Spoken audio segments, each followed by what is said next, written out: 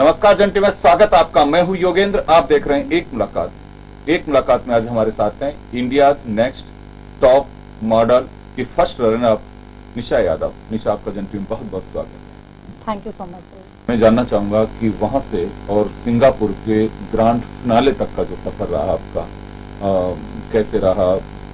कहीं कोई झिझक रही? क्योंकि सिटी में जो लड़कियां हैं वो एक गांव की लड़की, अक्सर लोगों की एक धारणा बनी होती है कि अच्छा गांव की बच्ची है, यहाँ तक कैसे पहुंचेगी, तो इसमें तक को कैसे तोड़ा? एक तो मैं सबसे पहले एजेंट टीवी को थैंक यू बोलना चाहती हूँ कि मुझे यहाँ मौका मिला इंटरव्यू के लिए। और सेकंड थिंग कि सिर्फ जितने मेरी को कंटेस्टेंट हैं उन सबको लगा कि निशा गांव से आई है, कुछ नहीं कर पाएगी, भले ही हाइट है तो क्या हुआ, बाकी कोई और बोलने में या चलने में कोई वो चीज़ नहीं दिखेगी इसकी। तो इन सबको ऑड इन आउट करते हुए मैं फाइनली इतनी आगे तक पहुंच गई ना, तो फाइनली लोगों को लगा कि नहीं, गांव शहर कुछ नहीं होता, ये तो टैलेंट होता है जो एक आदमी को, एक इंसान को आगे पहुंचाता है, वो मैंने करके दिखाया। जी, कभी सोचा था कि मैं मॉडल बनूंगी या मॉडलिंग के लिए काम करूंगी? यस सर, मैं ऐसा मानती हूँ कि मैंने बहुत पहले सोचा था। एक्चुअली जब मैं बहुत ही छोटी थी, लगभग मैं 12-13 साल की थी, क्योंकि मैं पता नहीं बचपन से बहुत ही लंबी थी। मतलब हमारे घर में जो मेरी छोटी बहन है वो मुझसे, मेरी बड़ी बहन मुझसे छोटी थी हाइट में और मैं सबसे लंबी थी। तो एक होता था ना हमारे गांव में कि ऊंट बोलते थे ऐसे, अरे राधे श्याम की छोरी तो ऊंट है, ऐसे करके ना। तो मेरे को घर में नॉर्मली ऊंट या फिर जिराफ ऐसा बोला जाता था। तो उस टाइम ये होता था कि बुरा भी लगता था कहीं ना कहीं, क्योंकि ऐसा लगता था ना यार मुझे क्यों बोलते हैं सब ऊंट और जिराफ, लंबी हूं तो क्या हो गया, क्योंकि एक होता है ना बच्चे क्या हाइट 12-13 साल में बढ़ना स्टार्ट हो, वही आपकी क्वालिटी बनी। एग्जैक्टली। और उस मेरी जो चाल थी, मैं चलती भी ऐसे धाकड़ चाल थी। अब उस टाइम तो वो धाकड़ ही बन के रह गई, पर बाद में पता चला कि जो मेरी चाल है वो एक नॉर्मल चाल नहीं है, एक मॉडल जैसी चाल है, पर उसको कोई पहचान ही नहीं पाया। इनफेक्ट मैं भी नहीं पहचान पाई, क्योंकि मुझे नहीं पता था मॉडल क्या होती है। तो तब धीरे धीरे न्यूज़पेपर्स में कहीं कुछ पढ़ा, क्योंकि मेरे घर में लाइट भी नहीं थी और टीवी भी नहीं थी। तो ऐसा हुआ कि कहीं इस मीडिया इस फील्ड के बारे में कुछ नॉलेज नहीं रहा, बट जहाँ से सुनते थे कि अरे मॉडल ऐसे चलती है, तू तो ऐसे चलती है जैसे कोई मॉडल हो, तो मॉडल है क्या तू, ऐसे। जब मैं बहुत छोटी थी तो ऐसा सुनने को मिलता था, तो मैंने बोला भाई मॉडल ऐसी क्या चीज होती है जो मैं नहीं हो सकती। तो तब से मेरे माइंड में सब चीजें आने लगी कि मेरे को बनना तो अब एक मॉडल ही है।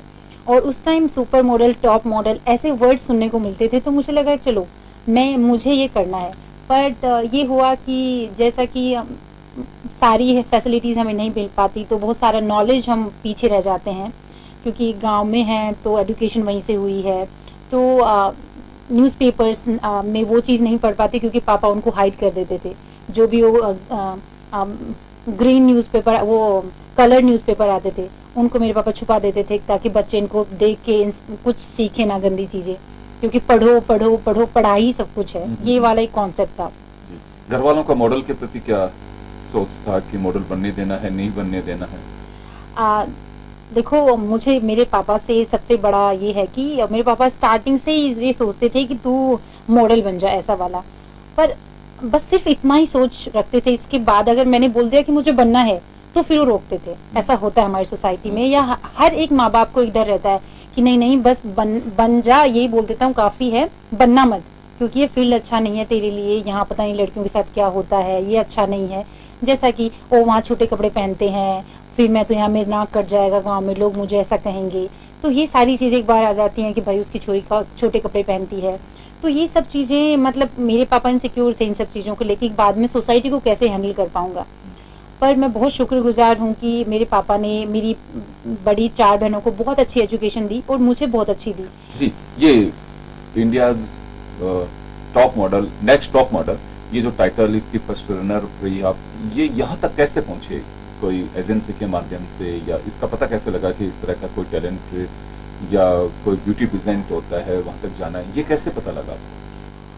जैसे मैं 2015 में 14 में मेरे पास मल्टीमीडिया फोन आया, क्योंकि ऐसा होता है पहले बड़ी को दिलाओ फिर दूसरी को दिलाओ, जब तक सबकी रिस्पॉन्सिबिलिटी पूरी होती रहती है। तो मेरा नंबर बहुत लास्ट में आता है, तो मैं वेट करती थी कभी मेरे पास से मल्टीमीडिया फोन आएगा।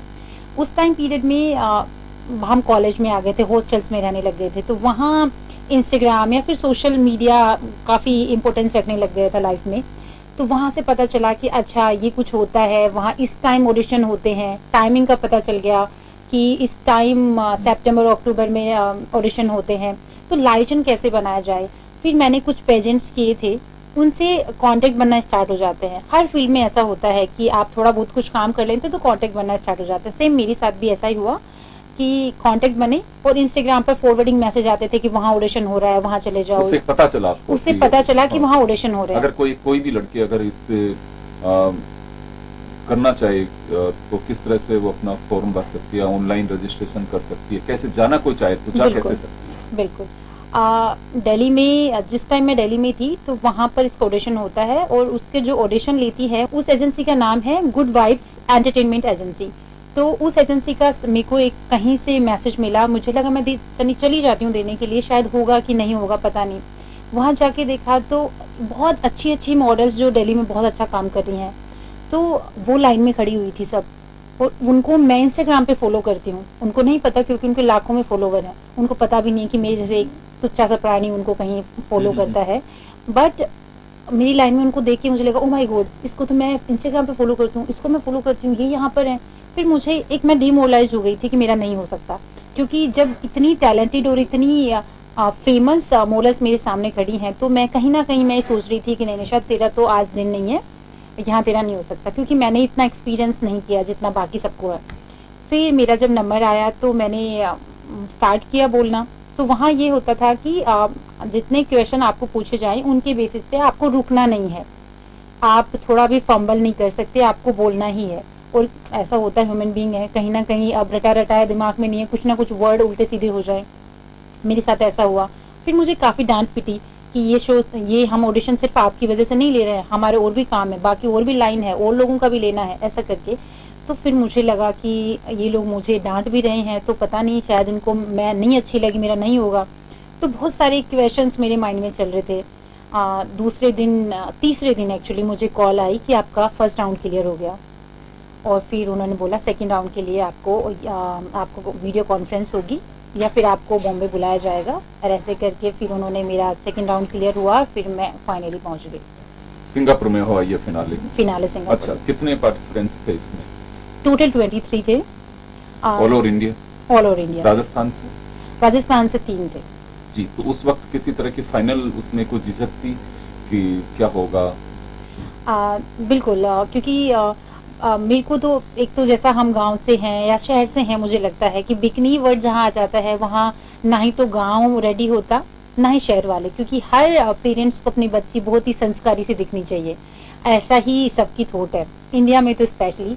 तो सेम मेरा भी यही था कि यार मैं फर्स्ट राउंड में वो 2 सेकंड की वीडियो टीवी पर दिखेगी मेरी, और उसमें मैं बिकनी पहन के आ जाऊंगी, जो चीज मैंने आज तक कभी नहीं पहनी, और सडनली पता चलेगा कि मेरा सिलेक्शन भी नहीं हुआ। वो जब टीवी पे देखूंगी तो मतलब मुझे बड़ा बुरा लगेगा कि मैंने 2 सेकंड के लिए जो टीवी पे मुझे दिखाया, मेरी तो पूरी रेपुटेशन ही खत्म हो गई। क्योंकि जब तक मैं बहुत ही कॉन्शियस थी कि नहीं मैं बिकनी पता नहीं कैसी लगूंगी, मेरी बॉडी पार्ट्स अच्छे लगेंगे कि नहीं, बट मेरा वो राउंड हो गया। फिर उसके बाद टॉप 11 में भी मैं फर्स्ट कंटेस्टेंट थी, तो बहुत ही अच्छी जर्नी रही है मेरे लिए। जी, कितने राउंड हुए इसमें टोटल? जैसे कि कहा आपने कि बिकनी शूट था, उसके बाद में कोई टैलेंट राउंड है क्या? किस तरह के रहे? जैसे कि एक टास्क जो मेरा सबसे गंदा हुआ था और मुझे आज भी उसका डर है कि 2 क्रेन्स हैं, उन दोनों क्रेन को बीच में एक रनवे के लिए एक वो लगा दिया है। बिल्कुल, ब्रिज उसके बीच में कुछ लगा दिया होगा। हाँ। दोनों क्रेन के बीच में एक ब्रिज, 2 क्रेन रख दी और 40 फीट की हाइट के ऊपर उनको बीच में एक रनवे बना दिया है, जो ब्रिज बना दिया है। सिर्फ वो 10 इंच का है। 10 इंच बहुत छोटा होता है, जिसमें मतलब 2 पैर भी इजीली हम नहीं रख सकते, और उसमें हमें 5 इंचेस की हील और उस पे चलना है, वो भी बिल्कुल आगे देखते, इधर उधर नहीं, नीचे भी नहीं। और अब मैं ये कहूँ कि मुझे डर लगता है हाइट से, तो ये अच्छा नहीं लगेगा क्योंकि शो करके आ चुकी हूँ, पर लिटरली ये है कि एक नॉर्मल इंसान जिसको डर नहीं भी लगता ना, वो भी वहाँ हील्स पहनने के बाद डरेगा कि भाई हील्स पहन के नहीं चल सकता, क्योंकि हील्स में बैलेंस करना कोई नॉर्मल बात नहीं है, और उसके बाद बिल्कुल सामने देखना। तो मेरे साथ ऐसा ही हुआ कि वो इतना गंदा टास्क था मेरा कि मैं ऐसे बोली थी कि नहीं सर मुझे निकाल दो, मेरे को जाना है, मैं नहीं रहूंगी, ऐसे लिटरली ये था। फिर सर ने बोला कि ऐसे तुम नहीं कर सकती, तुम यहाँ राजस्थान का नाम करने आई हो, जयपुर का नाम करने आई हो, और बहुत बड़े शो में आई हो जो पूरा इंटरनेशनल 16 कंट्री देखते हैं इसको, हमारा MTV जो है 16 कंट्री में तुम अपना नाम प्रेजेंट करने आई हो और तुम आज क्विट कर दोगी तो फिर तुमसे ज्यादा लूजर कोई नहीं होगा। उस टाइम मुझे लगा कि एक मोटिवेशन आ जाता है ना कि मैं क्यों आई हूँ यहाँ पर, मैं राजस्थान का नाम करने आई हूँ, मैं जयपुर का नाम करने आई हूँ और मैं आज वापस चली जाऊंगी तो मेरा कुछ इमेज ही खत्म हो जाएगी। फिर मैंने वॉक करना स्टार्ट किया कि जो भी होगा गिरे तो गिरे, कोई बात नहीं, पर मुझे करना है। तो मैंने फाइनली वो किया। एक हमारा पानी के अंदर था कि पानी के अंदर मर्मेड बन के और अंदर जाके पोज देना था, सांस नहीं ले सकते और कितनी देर तक अंदर रोक सकते हो, 3 मिनट के अंदर फिनिश भी करना है। बहुत ही गंदा टास्क था और उनके लिए बहुत टफ था जिनको स्विमिंग नहीं आती और मुझे स्विमिंग नहीं आती थी। बट वहाँ एक्सक्यूजेस नहीं दे सकते कि मुझे ये नहीं आता, मुझे ये आता है। भाई अगर तुम्हें कुछ नहीं आता, जजेस का यही कहना था, तो हमारी प्रॉब्लम नहीं है, वो तुम्हारी प्रॉब्लम है, करना है नहीं करना है घर जाओ। फिर इसके अलावा एक जूम बॉल के अंदर करना था, एक बहुत बड़ी बॉल थी जो पानी के ऊपर चलना था उसमें खड़े होकर।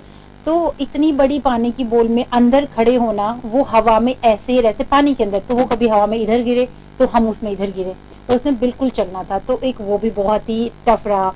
फिर कुछ अजगर थे, उनके साथ हमें लपेट के या टच करके कैसे कैसे पोज देना है, उसमें फेस पर डर नहीं दिखाना है कि मुझे डर लग रहा है और कितना अच्छा पोज दे सकते हो। तो बहुत सारे ऐसे टास्क रहे। फिर इसके अलावा एक था कि चारों तरफ आग है, आग के बीच में खड़ा होना है और हमारे जो को जज थे हमारे मिलिंद सर, हमारे मिलिंद सोमन सर, उनके साथ हमें एक शूट करना है। वो पूरी रिंग जो आग की थी ना, उसमें एक इंसान 40 सेकंड से ज्यादा नहीं खड़ा हो सकता, क्योंकि जो हमारे कपड़े थे वो साटन के थे। साटन क्या हुआ, बहुत जल्दी आग पकड़ता है, गर्मी ज्यादा लगती है। हाँ, और उसके साथ हमें ज्वेलरी पहना दी थी। ज्वेलरी को भभक से भी आग लगती है ना, वो बहुत जल्दी स्किन को वो लग जाती है। तो हम लोगों के यहाँ पे पूरे जली हुई, जहाँ जहाँ ज्वेलरी थी ना, वहाँ पूरी स्किन, जब हम शूट करके आए तो पूरी स्किन जल गई थी। फिर उनकी टीम हम लोगों को कुछ कुछ लगा रही थी क्योंकि सब जल गए थे, बाल वाल हमारे सब जल गए थे हाथ के। तो ये बहुत ही टफ रहा और उसमें 40 सेकंड, जो 40 सेकंड से ज्यादा कोई रुका ही नहीं, वो लास्ट था। ऐसा तो नहीं लगा कि मैं कहाँ चक्कर में फंस गई आके? बिल्कुल, मुझे तो ऐसे लग रहा था कि वो खतरों के खिलाड़ी होते हैं ना, मेरे साथ अभी वो हो रहा है, मैं कहाँ आ गई हूँ यहाँ पर।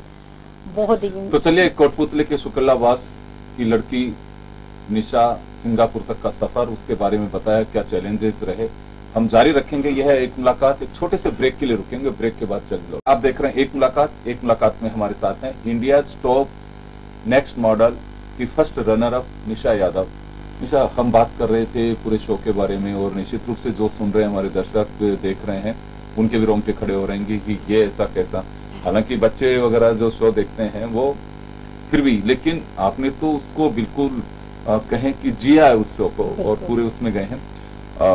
मैं थोड़ा सा आपके बारे में वो जानना चाहूंगा कि ये सब चीजें आप जैसे बता रही हैं कि गांव का बैकग्राउंड, फैमिली उसमें कोई पसंद नहीं करता और खासकर बिकनी और इन सब चीजों को, और वो भी तब जब मीटू के जैसे इश्यू चल रहे हों, उस दौर में आपने सब कुछ किया है। तो घर पे किसी तरह की कुछ बंदी से रही इस सारे दौर में? देखो, अब मैं कहना चाहूंगी कि मेरे पापा फर्स्ट, जिन्होंने हम लोगों को इतना पढ़ा के और इतना आगे तक भेजा कि हमारी थिंकिंग उस लेवल तक की डेवलप हुई। और कहीं ना कहीं पापा अगर लैग थे इस थिंकिंग में, नहीं बिल्कुल नहीं कर पा रहे थे कि यार पता नहीं ये मैं सोचूंगा कि नहीं, तो उन्होंने हमें इतना पढ़ाया कि हम उनको कन्विंस कर पाए। अगर हम इतना नॉलेज नहीं होता तो हम कभी कन्विंस ही नहीं कर पाते। जैसा कि हमारे गांव में या शहर में जहां होता है, वो लड़कियां नहीं बोल पाती अपने माँ बाप को उनको क्या करना है। माँ बाप ने बोल दिया कि ठीक है बेटा 16 साल तक 17 साल तक पढ़ लो, 18वीं साल में शादी कर दूंगा, तो लड़कियां कभी कहती ही नहीं है कि मुझे पापा शादी नहीं करनी, मुझे पढ़ना है। नहीं होता, में गट्स ही नहीं होते, क्योंकि उनके माँ बाप ने ना ही तो उनकी इतनी फ्रीडम दी, ना ही उन्होंने वो फ्रीडम लेने की कोशिश की। तो हमारा ये रहा कि मेरे पापा मम्मी ने हमें फुल ऑन फ्रीडम दी। कहीं थोड़ा बहुत 20-19 रह गया कि ऐसे लगा कि उनको भाई लड़की है तो इनके लाइफ में कहीं फ्यूचर में प्रॉब्लम्स नहीं हो जाएं, इस वजह से उन्होंने वो फ्रीडम्स को देने के लिए थोड़ा एक बार सोचा कि यार नहीं ऐसा कर। जी, घर में कोई गवर्नमेंट जॉब या कोई 5 बहनें आप बता रही हैं, हाँ, एक भाई है, हाँ, तो घर में कोई गवर्नमेंट जॉब या किसी में है? हम 5 बहनें हैं, तो मेरी सेकंड वाली सिस्टर IAS ऑफिसर है और थर्ड वाली सिस्टर भी एक ऐसा ही है, सब इंस्पेक्टर दिल्ली पुलिस में। तो 2 गवर्नमेंट में है और बाकी फर्स्ट वाली जो सिस्टर है वो प्राइवेट है, बट वो सॉफ्टवेयर इंजीनियर है, काफी अच्छा काम कर रही है वो एक। तो निशा के इन सब चीजों को देख के ख्याल क्या रहा कि मॉडल बनना है या फिर आपको भी किसी उसमें जाना है, गवर्नमेंट जॉब या प्राइवेट सेक्टर में? जैसा अब ऐसा होता है ना, एक घर में एक डॉक्टर बन गया तो उसके बच्चे भी और फैमिली सब डॉक्टर बनेगी, इंजीनियर बन गया तो सब इंजीनियर, आर्मी में चला गया तो सब आर्मी में। सेम मेरे साथ भी ऐसे कि मेरी एक बहन आईएएस बन गई तो उसका ये सपना कि मेरे छोटे वाले जो सारे भाई बहन है ना, मैं सबको आईएएस बना के छोड़ूंगी। तो उसने मुझे बोला कि अब तेरे पास कुछ नहीं है, बैचलर्स कर ली, मास्टर्स कर ली, अब तू काम कर कि तू आईएएस की पढ़ाई करना स्टार्ट कर दे। और मेरे जिया जी भी काफी सपोर्टिव रहे हुए हैं, तो उन्होंने बोला कि मैं फुल सपोर्ट करूंगा, कोचिंग लेने की जरूरत नहीं है, क्योंकि हमें पता चल चुका है कि क्या क्या पढ़ना है। उनके लिए कोचिंग्स होती हैं जो लोगों को, जिनका बैकग्राउंड में कोई नहीं होता, तो हम तुझे पढ़ाएंगे। तो वो लोग मुझे फोन पे पढ़ाते थे। सिस्टर का जब तक वहाँ का ट्रेनिंग का टाइम नहीं आया था, कॉल नहीं आई थी, तब तक वो 1-2 महीने थोड़ा घर पे थी, तो उसने बोला तब तक मैं तुझे पढ़ाऊंगी। तो वो मुझे मतलब 18, 19, 20 घंटे, मतलब मैं बेहोश की तरह पढ़ती रहती थी उसके साथ बैठ के। उसने कि बस तुझे अगले साल आईएएस निकालना है तो निकालना ही है। तो साल भर मैंने पूरी 1 साल मैंने कोई फोन, कोई सोशल मीडिया, कोई दोस्त, वरना ऐसा ये एज ऐसी है ना कि इसमें फ्रेंड्स के साथ हम ज्यादा इन्वॉल्व हो जाते हैं कि ठीक है मस्ती कर लेते हैं, तो कुछ नहीं, मतलब मेरी डेड थी लाइफ। बट एक दिन सडनली मुझे न्यूज़पेपर में कहीं पता चला कि ये कुछ पेजेंट्स का ऑडिशन हो रहा है, मैं वहां देने के लिए चली गई। और वहां से फिर पता नहीं मेरे को पढ़ाई नफरत हो गई, मुझे लगा नहीं मेरे लिए पढ़ाई बनी ही नहीं है, मैं नहीं कर सकती। फिर घर वालों के चोरी छुपे, क्योंकि उस टाइम कोई एग्जाम था पीसीएस का किसी का, वो एग्जाम देने के लिए मैं निकली घर से और मैंने वो एग्जाम नहीं दिया। घर वालों को बोला कि अरे मम्मा मेरे लिए खाना वाना बना दो, टिफिन पैक कर दो, मेरा लंच बीच में ब्रेक मिलता है एक पेपर के बाद दूसरे पेपर का, मैं तब तक खाना खाऊंगी। ऐसे वैसे खूब प्लानिंग फ्लोटिंग करी और नीचे से मैं ऐसे कपड़े पहन के गई जो मुझे ऑडिशन में जाना था, और ऊपर से मैंने वो कपड़े पहने क्योंकि पेपर देने जाना है, तो मम्मी को नहीं पता चले कि मैंने क्या पहना। पेपर बंद किया आपने? मैंने पेपर नहीं दिया, मैंने जिसकी पूरी साल पढ़ाई की थी। और मॉडलिंग के लिए चले गए? और मैं ऑडिशन, बहुत बड़ा रिस्क लिया आपने ये तो। बहुत बड़ा रिस्क जी। घर वालों ने डांटा नहीं? पता ही नहीं चला घर वालों को, तो अभी आज वो सुनेंगे तो शायद आज उनको पता चलेगा कि मैंने ऐसा किया। रिजल्ट नहीं आया अभी? नहीं, उनका रिजल्ट आ गया था। मैं वो एक राजस्थान का पेजेंट था, पर उसमें पोजीशन अच्छी नहीं रही मेरी। नहीं, जो स्टडी जो कर रही थी आप, हाँ, उसका रिजल्ट नहीं आया? मैं पेपर ही नहीं दिया मैंने। हाँ, वही कह रहा हूँ, तो उसका रिजल्ट नहीं तो पता चलता घर वालों को। फिर क्या कहा अपने घर वालों को? मैंने बोला पेपर हो गया, पेपर दे आई, कुछ नहीं। फिर उन्होंने पता रिजल्ट क्या रहा, तो उनको लगा कि नई साल है ना, फर्स्ट में तो कोई अटेम्प्ट होता ही नहीं है कि चलो ठीक है नहीं हुआ फिर कोई। चलिए, अब मकसद क्या है निशा का, कि क्या सोच रखा है आपने? जैसा कि मैं एक्टिंग फील्ड में जाऊंगी, मेरा मॉडलिंग को मैं कंटिन्यू रखूंगी, मुझे इंटरनेशनल काम करना है इंडिया में, क्योंकि जैसा कि मेरे फेस को इंटरनेशनल बोला गया है, तो मैं चाहती हूँ कि लिटरली मैं इसको इंटरनेशनल तक लेके जाऊँ, क्योंकि एक देश में रह के मैं अब बाहर भी काम करना चाहती हूँ ताकि हमारे देश का डेवलपमेंट काफी अच्छा हो। और सेकेंड थिंग कि मैं उसके साथ साथ ही एक्टिंग फील्ड में ज्वाइन करना चाहती हूँ, ताकि कोई मूवीज, कोई सीरियल्स या फिर कहीं ना कहीं से मेरी लाइफ स्टार्ट हो वहाँ पर। जी। ये भी अभी उसके लिए कुछ ट्रेनिंग वगैरह ले रहे हैं आप एक्टिंग के लिए, थिएटर या कहीं कुछ? एक्टिंग के लिए अभी मैंने स्टार्ट नहीं की है, बट मैं 1 जनवरी से मैं स्टार्ट कर दूँ जी बॉम्बे। तो एक्टिंग का अब ये पढ़ाई वगैरह नहीं करना, आईसीएस का कोई अब वो नहीं है? घर वालों को मैनेज कर लिया आपने? बिल्कुल, मेरे घर वाले फुल सपोर्टिव हैं कि तुझे जो करना है वो कर, हमें कोई प्रॉब्लम नहीं है, हम तुझे फुल सपोर्ट करते हैं। और पढ़ाई मेरी लॉ चल रही है अभी, तो मुझे वो कंप्लीट तो करना है किसी भी हाल में, और उसके साथ साथ फुल सपोर्ट घर वालों का, तुम्हें जहाँ रहना है वहाँ रहो। जी। पर छोटा सा सवाल है कि आपने सोचा क्या था? जैसे पढ़ाई के साथ साथ होता है ना, ख्वाब पालते हैं सब कि मुझे ये बनना है वो बनना, वहीं से एक हमारे पृष्ठभूमि शुरू हो जाती है। हालांकि वो ख्याल कई बार बदलते रहते हैं, लाइफ के ट्विस्ट जैसे आते हैं उसी तरह से उसमें भी होता है कि अच्छा वो आईएएस बनना, ये इंस्पेक्टर बन गया, हम इंस्पेक्टर में, पुलिस का ये जलवा होता है, चलो यहाँ चले जाते हैं, बिजनेसमैन होता है, इसके पास पैसा होता है बिजनेसमैन, तो कई चीजें बनना शुरू होती हैं। सोचा क्या था आपने? देखो, बचपन से तो मेरे को मॉडल ही बनना था, बट बीच में एक ऐसा टाइम आया कि मैं थोड़ी सी पढ़ाई को लेके सीरियस हो गई थी, जो कि मैं इतना इंटेलिजेंट कभी नहीं रही। बाकी मेरे भाई बहन बहुत इंटेलिजेंट है, सारे काफी अच्छा पढ़ रहे हैं, काफी हर चीज में अच्छे हैं। मैं पढ़ाई में कभी अच्छी नहीं थी, एवरेज स्टूडेंट रही हुई हूँ, तो मुझे पढ़ाई से ऐसा कोई प्यार नहीं था। पर बीच में ऐसा हुआ कि मुझे पता नहीं क्यों पढ़ाई अच्छी लगने लग गई, तो मेरा जो मॉडल वाला चीज था वो कहीं ना कहीं बीच में 2-3 साल गायब रहा। कुछ तो ऐसा रहा कि मैं एक ऐसे हॉस्टल में रहती थी सेंट्रल यूनिवर्सिटी से, वहाँ बाहर की दुनिया से कोई लेना देना नहीं, वहाँ सिर्फ पढ़ाई पढ़ाई पढ़ाई, और सोशल मीडिया भी नहीं था, न्यूज़पेपर भी इतना नहीं पढ़ पाते, बहुत सारी रीजंस थे। फैमिली का प्रेशर था, बहन अच्छा कर रही है सारी, तो माँ बाप का ये होता है कि भाई तेरी सारी बहन अच्छा कर रही है, अब तेरा नाम है, तेरा नंबर है, तू कब अच्छा करेगी। तो एक वो प्रेशर भी होता है कि सब सेटल हो गए, भाई माँ बाप की इतनी रिस्पॉन्सिबिलिटी थोड़ा ना होती है कि बच्चा 30 साल तक घर में रहेगा तो हम उसको पढ़ाते रहेंगे, वो भी तो कभी कुछ करेगा, क्योंकि ये जिम्मेदारियां खुद को भी लेनी होती हैं। तो एक वो वाला फैमिली प्रेशर अलग चीज थी। तो उस टाइम लगा कि छोड़ यार, बहन सिस्टर आईएएस बन गई, वो मुझे गाइड करती रहेगी और मैं भी 1-2 साल में आईएएस निकाल लूंगी। तो उस टाइम पीरियड में न्यूज़पेपर में मैं कभी कलर्ड न्यूज़पेपर आता तो उसको कोई पढ़ती ही नहीं थी, मतलब कोई दिन मैं पागल थी वो पढ़ने के लिए कि यार मुझे वो मिल जाए, बस मैं कुछ नहीं पढ़ूंगी। और वो बीच का टाइम ऐसा रहा कि मैंने न्यूज़पेपर को हर चीज को साइड कर दिया, सिर्फ मैं वो पढ़ती थी जो मेरे आईएएस बनने में काम आएगा।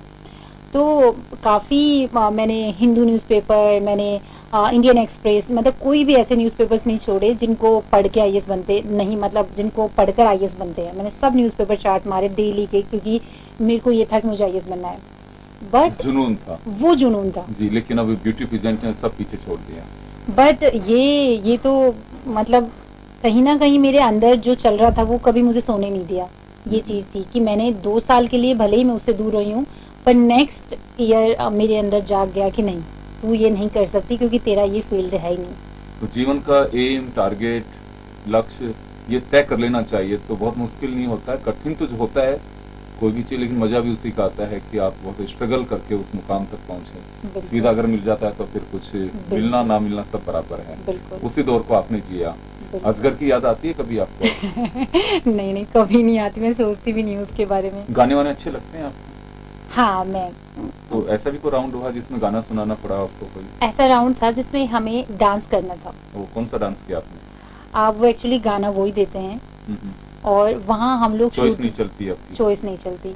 वहाँ हम शूट में इतने दिन रहे कि मल्टीमीडिया, हमारा फोन नहीं था तो पता ही नहीं चलता तो दुनिया में क्या चल रहा है। मतलब महीने हो गए, हमें कई महीने हो गए कि फोन टच करे, तो पता ही नहीं था अभी इस गाने के वर्ड्स क्या हैं, इस गाने की डांस करने के स्टेप्स क्या हैं। पुतली की रहने वाली है सपना चौधरी, अच्छी नहीं लगती?